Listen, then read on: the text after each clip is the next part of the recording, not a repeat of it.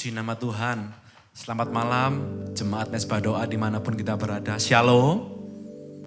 Mari bersama-sama malam hari ini sebelum kita beristirahat. Kita luangkan waktu kita, berikan pujian penyembahan yang terbaik bagi Tuhan Yesus. Sebab Dia senang dipuji, senang dipuja, senang disembah oleh setiap kita. Mari bersama-sama kita bersatu hati di dalam doa. Terima kasih Tuhan Yesus untuk sepanjang hari, pagi, siang, malam hari kami lalui bersama denganmu Tuhan. Saat malam hari ini Tuhan, kami ingin datang kepadamu, memuji, menyembah, menaikkan syukur kami, berterima kasih kepadamu. Sebab Engkau baik, teramat baik bagi setiap kami Tuhan. Terima kasih Tuhan, layakkan setiap kami untuk menghampiri tahta-Mu Tuhan. Ini hati kami beri yang terbaik Tuhan Yesus. Dalam nama Tuhan Yesus. Haleluya, haleluya.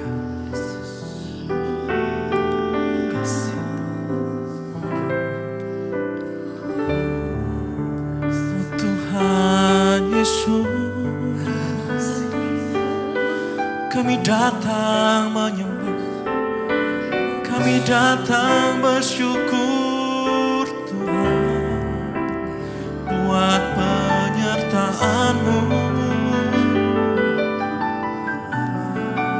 Sepanjang hari kami melihat kebaikan-Mu. Terima kasih Tuhan. Terima kasih buat kebaikan-Mu, buat anugerah-Mu yang Kau nyatakan bagi kami semua Tuhan. Malam hari ini Tuhan kami datang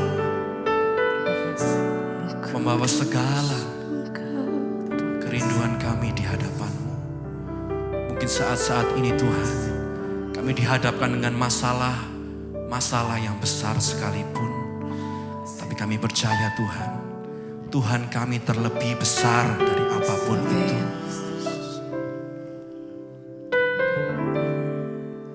Terima kasih Tuhan. Kau sungguh besar, Kau sungguh ajaib Tuhan Yesus.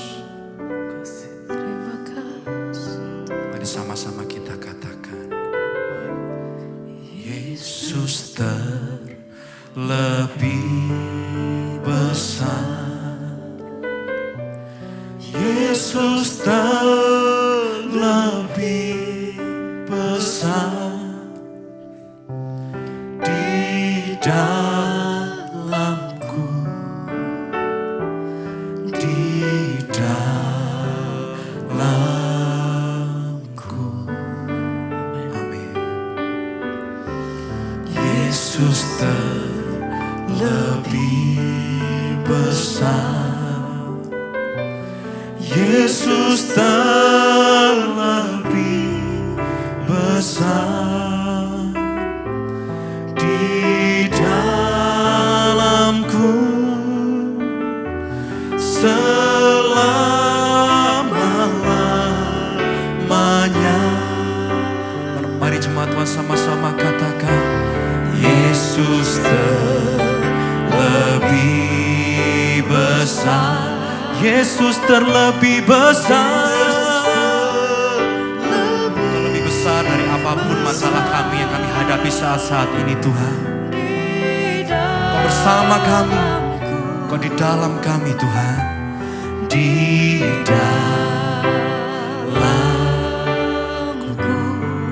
Kau Yesus terlebih besar.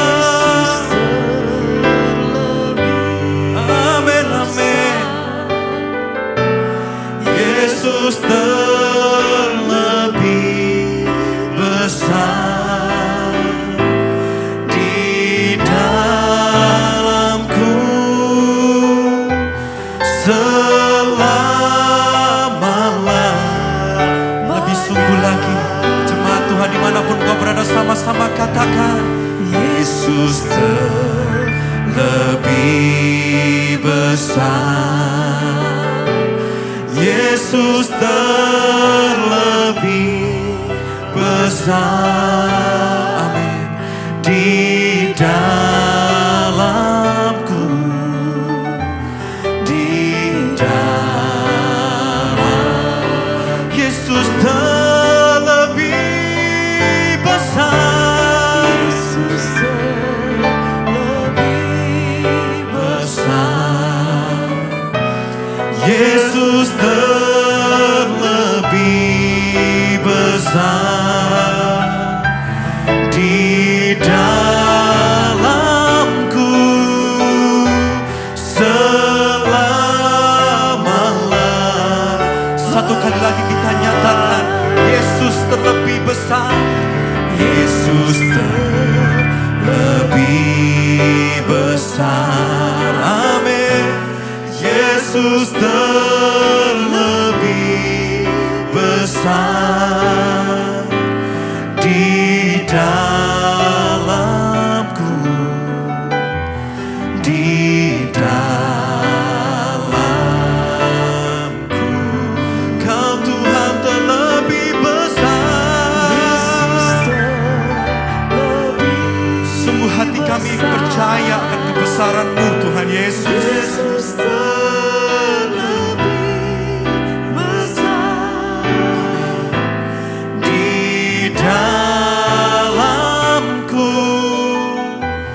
Selama-lamanya.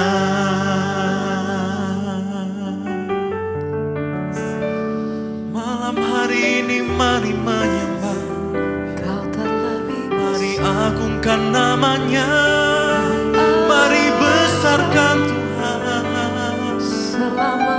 Dia ajaib, Dia terbesar dari apapun.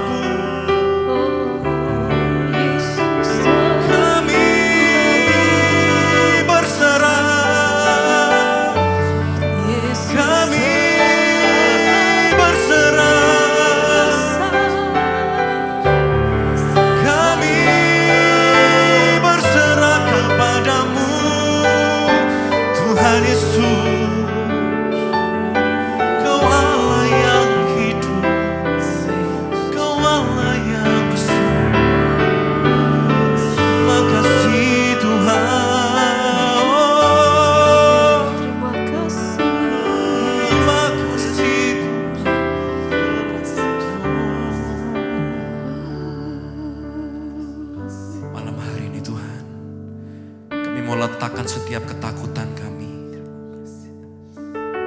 Kami lemah Tuhan, tapi dalam kelemahan kami kuasa-Mu lah yang jadi sempurna Tuhan. Kami mau terus mengandalkan Tuhan Yesus dalam segala situasi kondisi apapun yang sedang kami hadapi. Kami mau letakkan kepercayaan kami kepada Tuhan.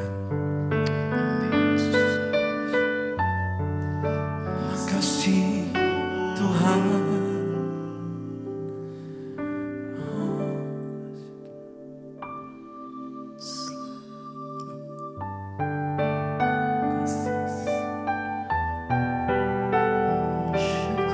hanya Engkau Tuhan Yesus yang kami andalkan. Sama-sama katakan, selamanya Kau Tuhanku, yang terutama di hidupku. Tak akan ku lepaskan pengharapan di dalam. Selamanya Kau Tuhan Yesus, selamanya Kau Tuhanku, yang terutama di hidupku. Tak akan ku lepaskan pengharapan di dalam.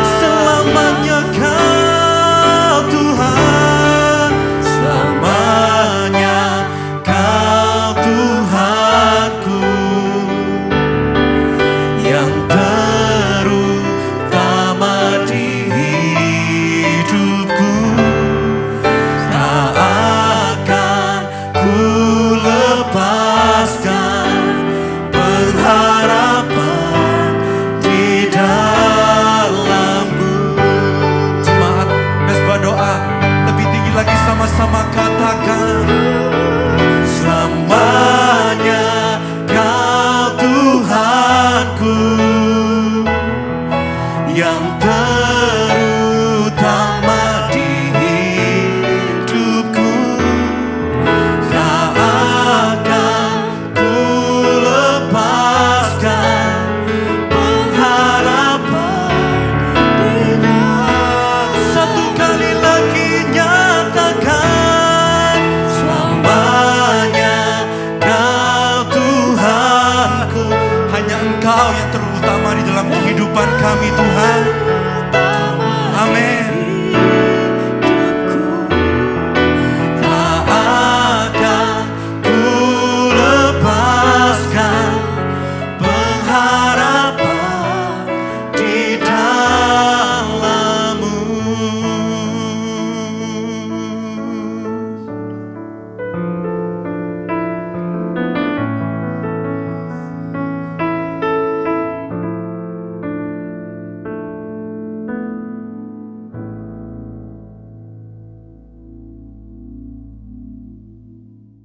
Terima kasih Bapak, kami mengucap syukur untuk hari ini Tuhan kembali mempertemukan kami di Mesbah Doa. Semua karena anugerah-Mu, berbicara bagi kami, sampaikan isi hati-Mu bagi kami Tuhan.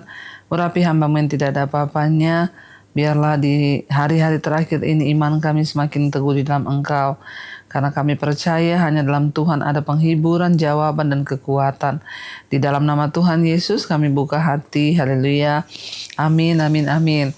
Ya, shalom Bapak Ibu, puji Tuhan. Kita berjumpa kembali di Mesbah Doa.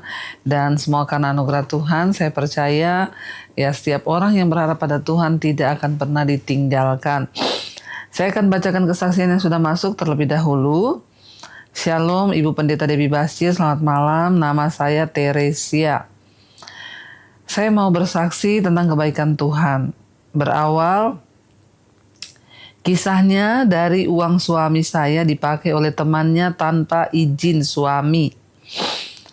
Jadi perusahaan itu menitipkan gaji suami ke temannya ini, tetapi dia tidak langsung memberikan ke suami saya, malah diam-diam dia pakai uang tersebut untuk keperluan pribadinya.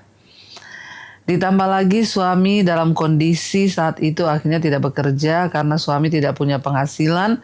Kami hidup dari tabungan dan jual emas sehingga terlilit hutang. Hari demi hari kami lewati dengan terus berpengharapan pada Tuhan.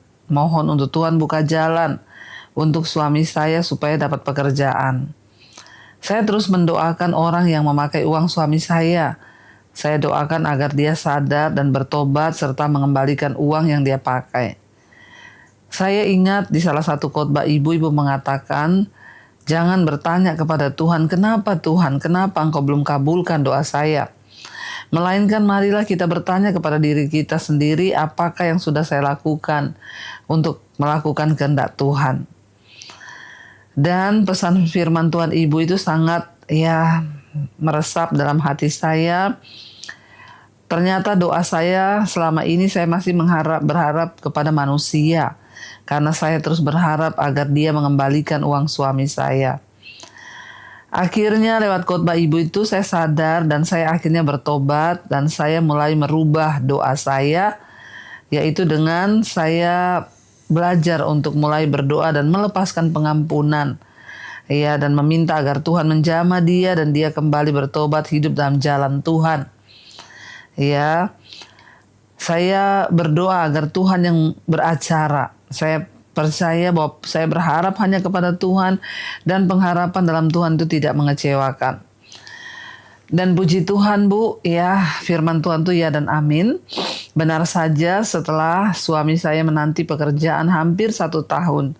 Puji Tuhan, Tuhan jawab persis ketika semua tabungan dan simpanan kami sudah habis. Ya, apa yang menurut manusia itu mustahil, tapi bagi Tuhan tidak ada yang mustahil. Bahkan sampai kesaksian ini saya buat, orang tersebut hanya mengembalikan sebagian aja. Ya, puji Tuhan. Cuma separuh, tapi kan memang saya sudah berdoa. Ya, namun ajaibnya Tuhan memberi kami lipat kali ganda melalui pekerjaan suami saya yang baru. Ya, dan Tuhan Yesus itu sangat baik, ya, sungguh baik. Terima kasih kepada Tuhan Yesus, juga buat Ibu Debbie. Terima kasih untuk khotbah-khotbah Ibu dan kesaksian-kesaksian Ibu yang sangat menguatkan saya. Terima kasih Ibu ya, demikian kesaksian saya.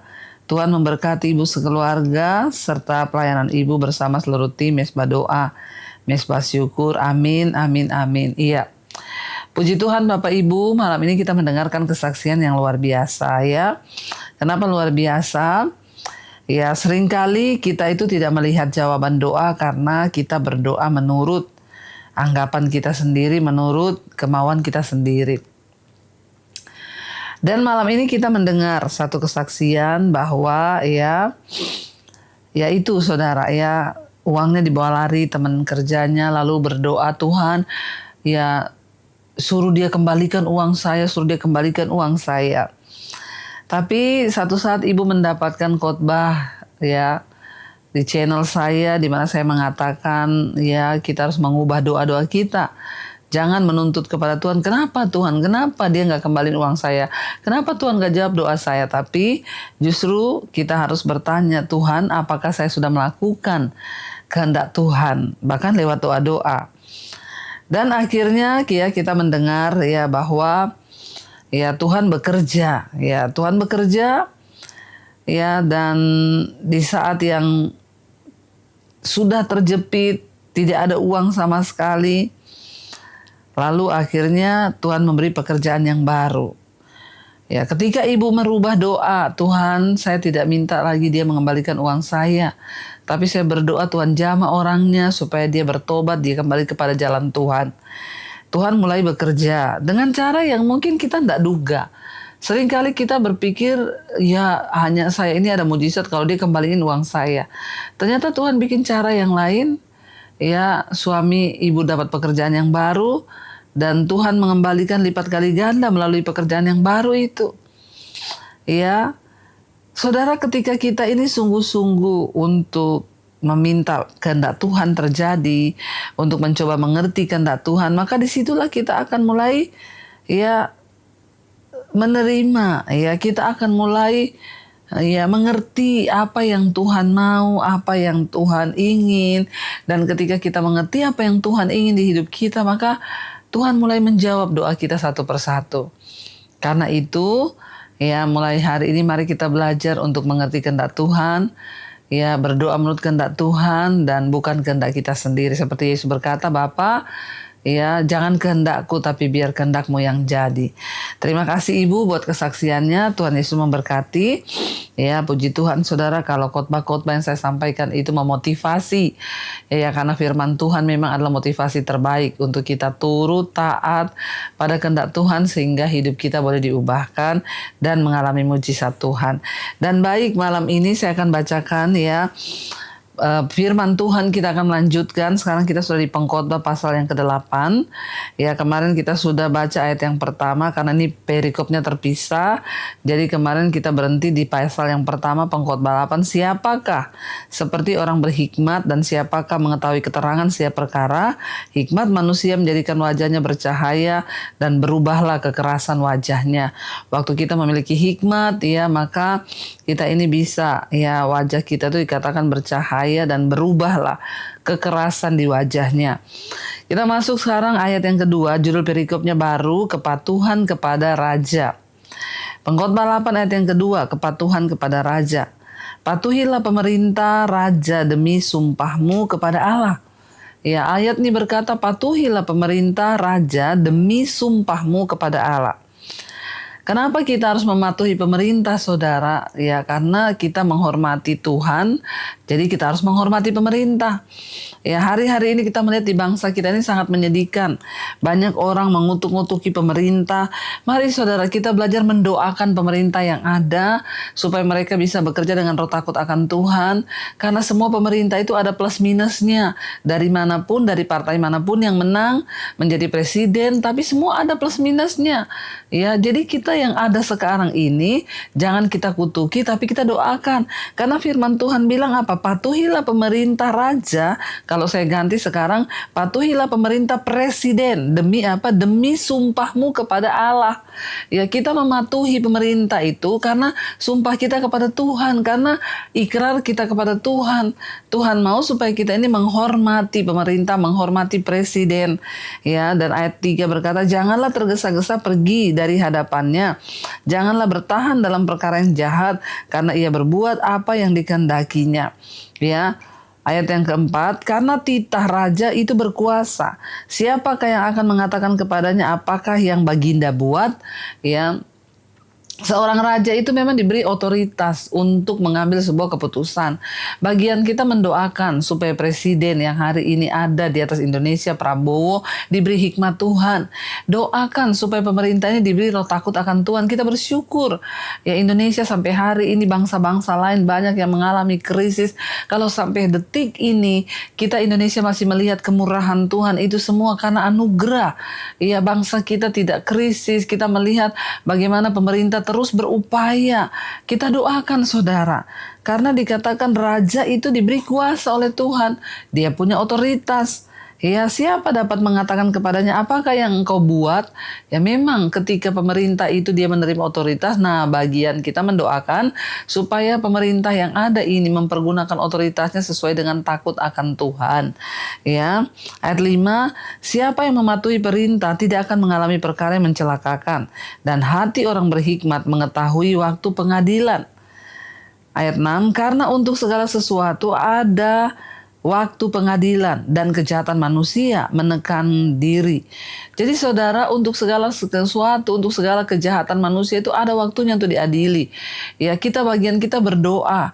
Tuhan, kalau pemerintah ini salah, biar Tuhan yang mengadili, Tuhan yang menghakimi, Tuhan yang menurunkan. Bagian kita berdoa, dan berdoa. Jangan ikut-ikutan mengutuki pemerintah, siapapun presidennya. Kita suka atau tidak suka, kita belajar menghormati, mendoakan, melepaskan berkat. Ya, karena itu yang pemerintah, dan yang itulah perintah dan firman Tuhan ajarkan kepada kita, saudara. Ya, percaya saja bahwa untuk segala kejahatan itu ada waktu pengadilannya. Ayat 7, sesungguhnya ia tak mengetahui apa yang akan terjadi, karena siapakah yang akan mengatakan kepadanya bagaimana itu akan terjadi? Ya, Tuhan yang tahu semua yang akan terjadi, ya, dan Tuhan yang pegang kendali atas hidup kita, atas bangsa kita. Kita terus berdoa serius, saudara. Hari-hari ini banyak banget orang yang ingin memecah belah bangsa kita, sehingga kita saling melukai, saling memaki, saling ya menjatuhkan, ya, terbagi-bagi kelompok. Ada yang kelompok yang mengutuki pemerintah, ada yang berdoa. Ini kan sudah tidak benar. Kita berdoa supaya semua bangsa ini bersatu. Ayo kita sama-sama berdoa. Di tengah keadaan yang seperti ini tidak gampang mengambil keputusan, tapi biarlah doa-doa kita naik kepada Tuhan sehingga bangsa ini diluputkan oleh Tuhan. Karena tidak ada satupun yang tahu ya apa yang akan terjadi, tapi hanya Tuhan yang tahu. Ayat 8, tiada seorang pun berkuasa menahan angin, dan tiada seorang pun, ya dikatakan di sana, ya, tidak ada seorang pun yang berkuasa ya menahan angin, dan tiada seorang pun berkuasa menahan atas hari kematian. Tak ada istilah dalam peperangan, ya, tak ada istirahat dalam peperangan, dan kefasikan tidak melepaskan orang yang melakukannya. Yang harus kita ingat bahwa ingat tiada seorang pun berkuasa untuk menahan angin. Ya, kalau memang angin itu mau datang, ya datanglah dia. Bagian kita hanya berdoa.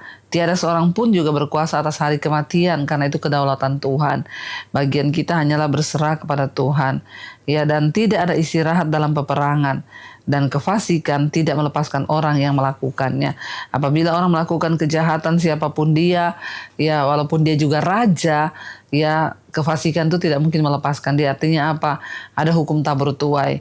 Kalau hari ini para pemimpin di bangsa ini melakukan dosa, kita berdoa biar Tuhan yang menghajar. Yang bagian kita adalah terus berdoa, dan berdoa. Kita rapatkan barisan di atas bangsa ini, saudara, supaya tidak terjadi perpecahan. Mari kita jangan ikut-ikutan mengutuk, tapi kita memberkati bangsa ini. Mendoakan pemerintah kita supaya Tuhan beri hikmat mereka bekerja sebaik-baik mungkin. Bagian kita adalah hidup di bangsa ini dan membawa setiap doa-doa kita di atas bangsa ini supaya Indonesia terjaga dalam keamanan, kedamaian. Kita terus berdoa Indonesia dalam pimpinan Tuhan. Mari kita satukan hati, kita berdoa. Tuhan, terima kasih buat firman-Mu. Kami berdoa buat bangsa negara kami. Tuhan, Engkau jaga bangsa ini. Bagian kami adalah mendoakan pemerintah kami. Berkati Pak Presiden Prabowo, Gibran, seluruh jajaran kabinet, menteri-menteri yang ada, para pejabat yang ada.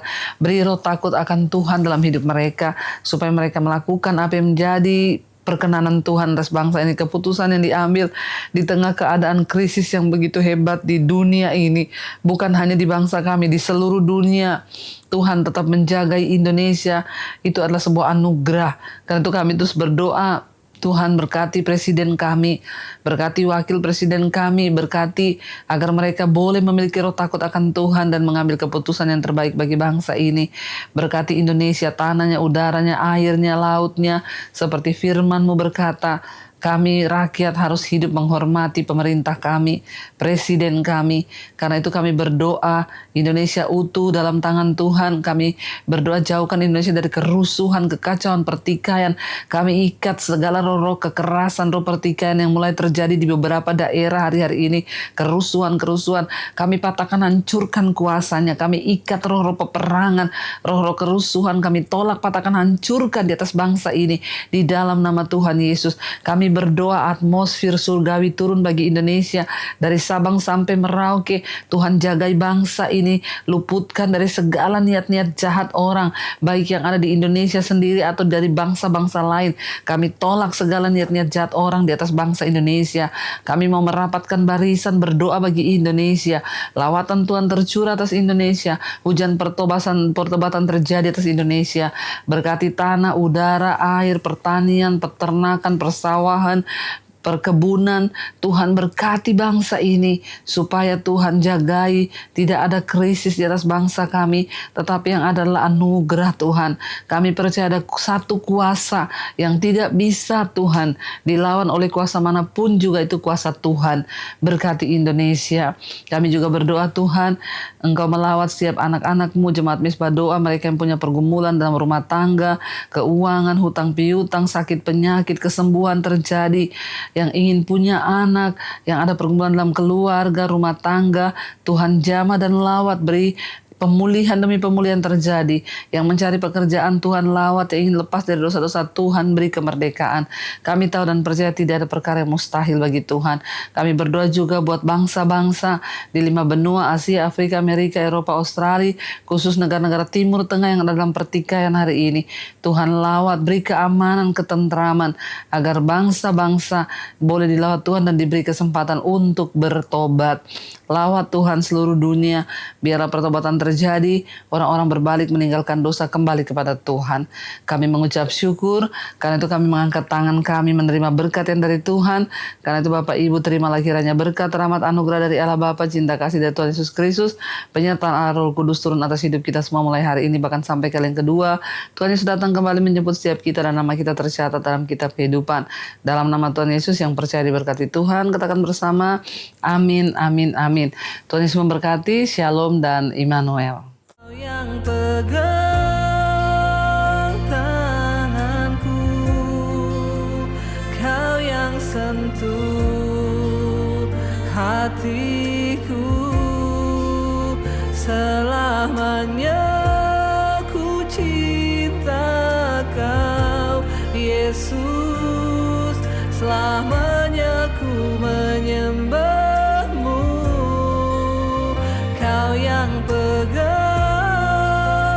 tanganku, Kau yang sentuh hatiku, selamanya